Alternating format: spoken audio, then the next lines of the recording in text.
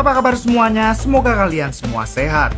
Kali ini saya akan menceritakan sebuah film berjudul Barkowiak, yang mana di film ini menceritakan tentang seorang petarung tangguh yang harus menguak kasus kematian kakak kandungnya. Bagaimana alur ceritanya? Mari kita saksikan sampai selesai.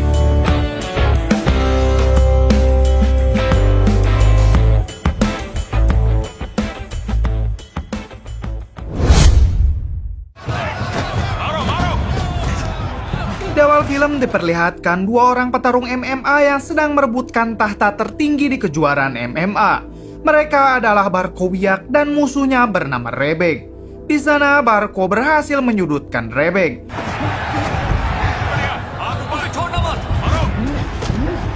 Namun pada saat itu ada seseorang yang menukar minuman Barko.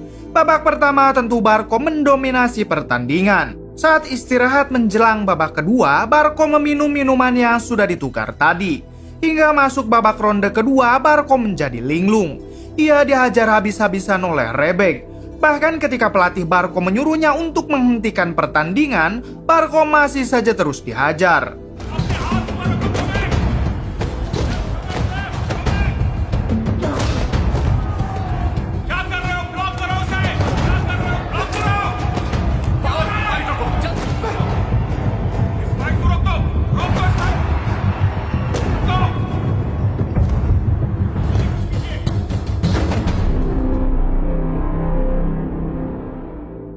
Adegan berpindah ke 6 bulan setelah itu.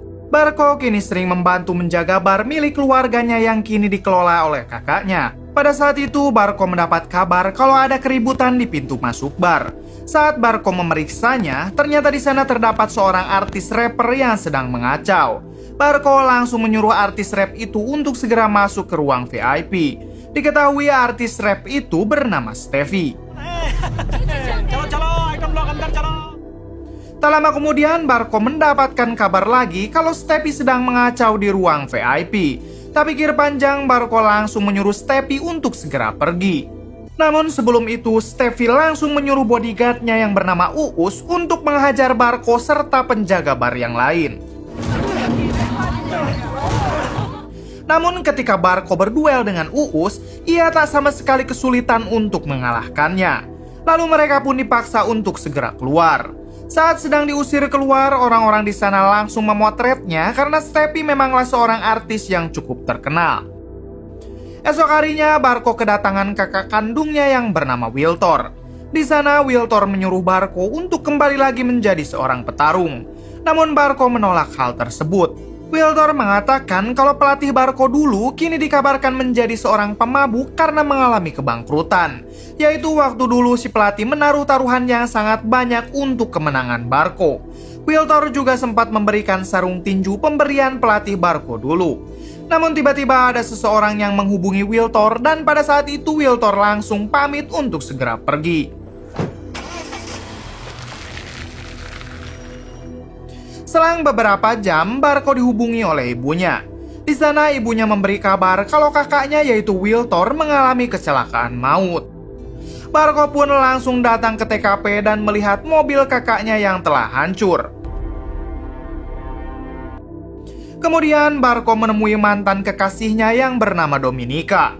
Di sana Barko bertanya di mana ayah Dominika sekarang. Dominika pun langsung memberitahunya. तुम्हें मुझसे कुछ काम है ना? मेरे पास इसका कोई सही जवाब नहीं है. Setelah itu, Barko menemui ayah Dominika bernama Favel. Diketahui kalau Favel adalah mantan pelatih Barko yang kini menjadi seorang pemabuk. Di sini Barko mengatakan kalau Wiltor telah meninggal dunia. Dan Favel diundang Barko untuk menghadiri pemakamannya dalam keadaan sadar tanpa alkohol.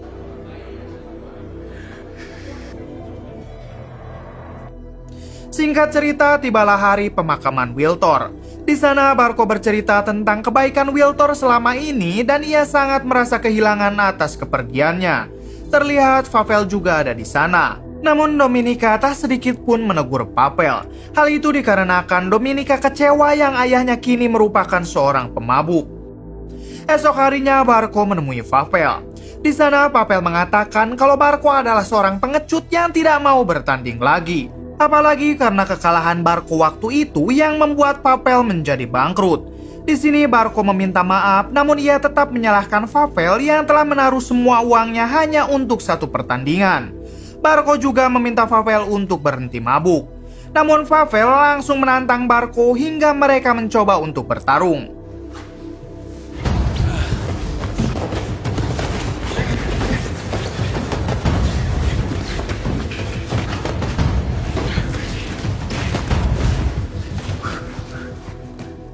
Namun pada akhirnya Barco berhasil mengalahkannya. Adegan berpindah saat Barco sedang di rumah ibunya. Di sana si ibu menanyakan usaha bar yang selama ini dikelola oleh Wiltor. Si ibu berharap kalau Barco akan melanjutkan bisnis tersebut. Namun Barco mengatakan kalau ia tidak mau melanjutkan bisnis itu dan berniat untuk menjual bar tersebut. Si ibu tak memperdulikan hal itu dan ia akan tetap mendukung Barco apapun keputusannya. Di sisi lain, Dominika sedang rapat bersama klien bosnya. Ternyata bosnya itu sedang mengajak para investor untuk menanamkan modalnya. Karena bos Dominika dan rekannya yang lain akan segera membangun pusat kota di daerah tersebut dengan mendirikan hotel serta membangun menara. Namun Dominika malah mengatakan kalau hal tersebut tidak akan bisa dilakukan mengingat para warga di sana tidak akan menjual tanahnya begitu saja kepada perusahaan. Ternyata di balik itu, orang yang dulu mengalahkan Barco di pertandingan MMA yaitu Rebek, ia dan anak buahnya sedang mengancam para warga yang tidak mau menjual tanahnya kepada perusahaan. Bahkan jika warga menolak, maka orang itu akan disiksa. Hingga para warga takut dan langsung menjual tanahnya. तुम निकलो, दरवाजे से निकलो, जल्दी।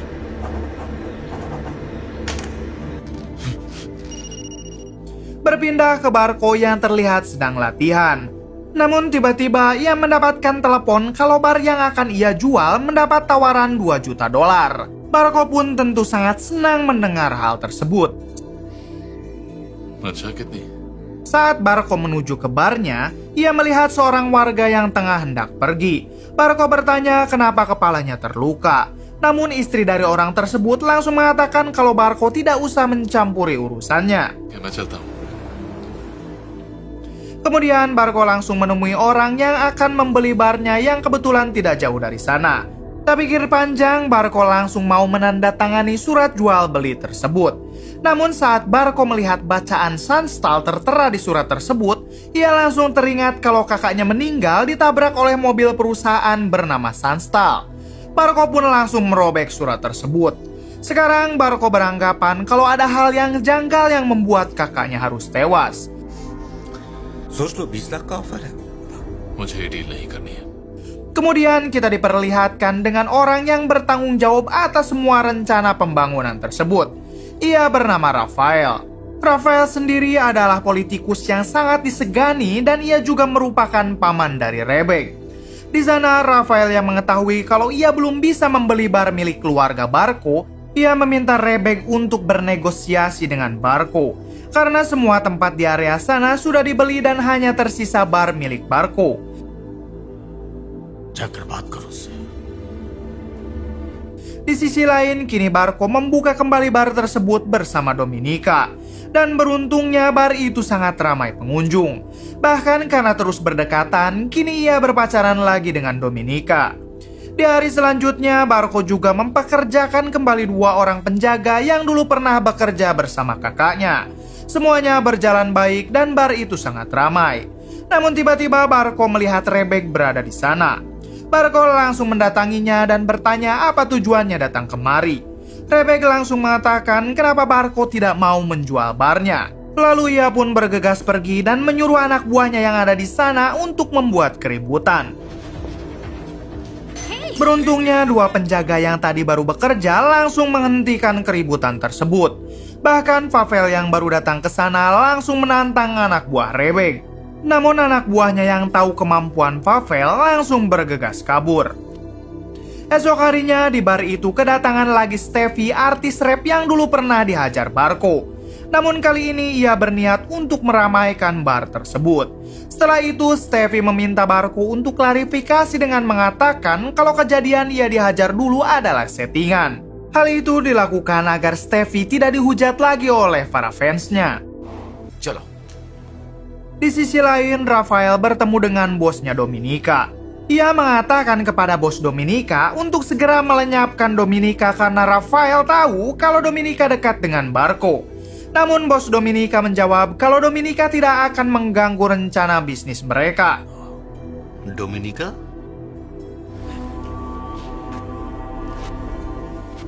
Esok malamnya saat di bar, tiba-tiba mereka semua dikagetkan dengan suara ledakan di depan bar.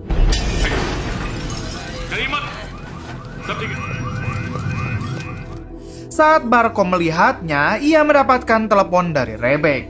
Di sana Rebek mengatakan kalau besok malam bar milik Barco yang akan meledak.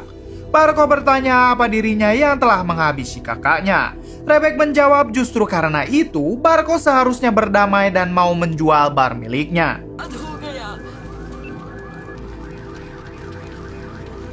Esok harinya Dominika yang merasa mereka selalu mendapatkan masalah menyuruh Barco untuk menjual saja bar tersebut. Namun Barco yang sudah mengetahui kalau mereka telah menghabisi kakaknya, ia pun tidak akan pernah menjual bar tersebut.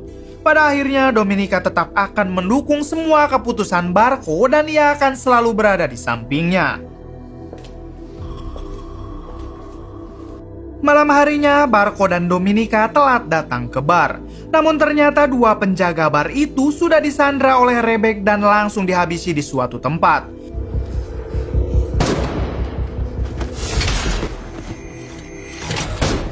Lalu Rebek mengambil foto mereka untuk dikirim kepada Barco.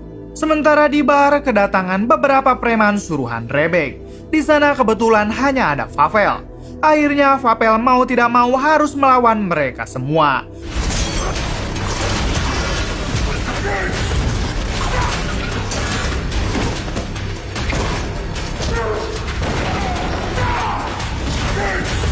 Namun mengingat Pavel adalah seorang pelatih, ia pun berhasil menghabisi mereka.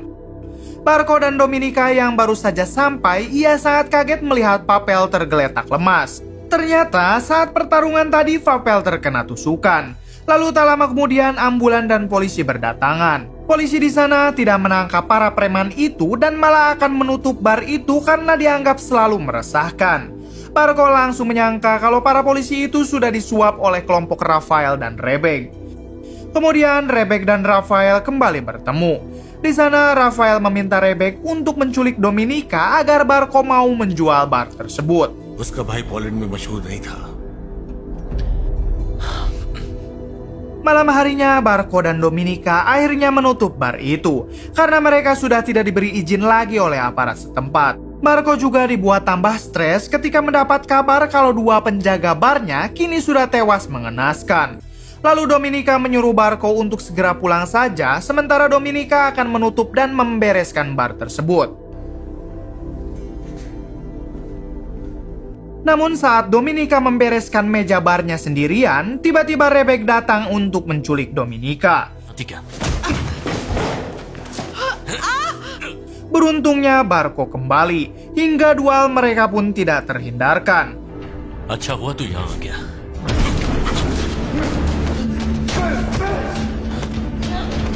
Awalnya Rebek berhasil menghajar Barco habis-habisan. Saat ia mencekik Barco, Rebek mengatakan kalau Barco tidak seperti kakaknya yang menjerit seperti babi saat akan dihabisi. Barco yang mendengar itu sangat marah dan berhasil membalikan keadaan.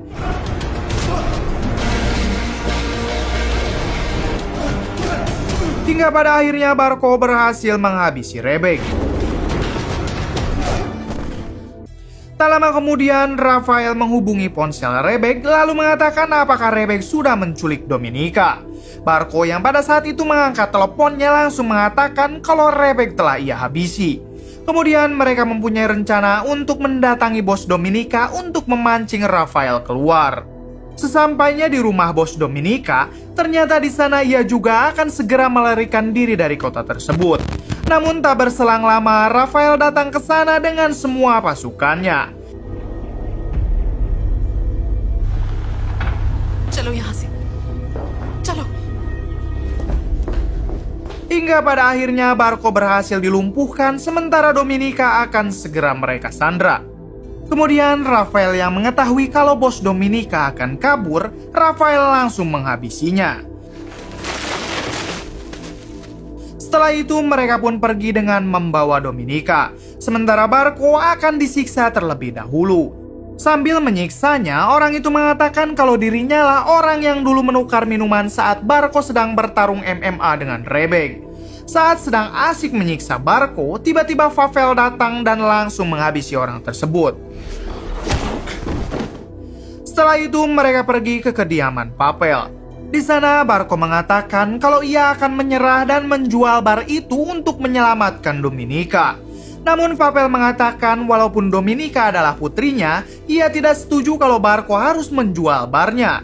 Karena mereka bisa menyelamatkan Dominika tanpa harus menjual bar tersebut. Bahkan Pavel juga mengatakan kalau ada petarung tangguh yang akan membantunya. Ternyata orang itu adalah Uus yang dulu menjadi bodyguard Steffi si artis rapper. Malam itu juga mereka langsung bergegas ke rumah Rafael. Mereka melumpuhkan satu persatu penjaga di sana.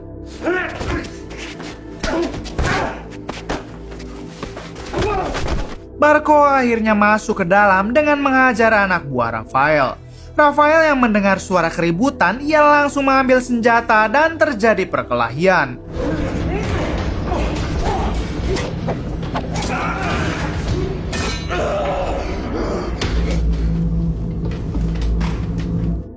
Awalnya Barco berhasil disudutkan, namun pada akhirnya Barco membalikan keadaan dan berhasil menghabisi Rafael.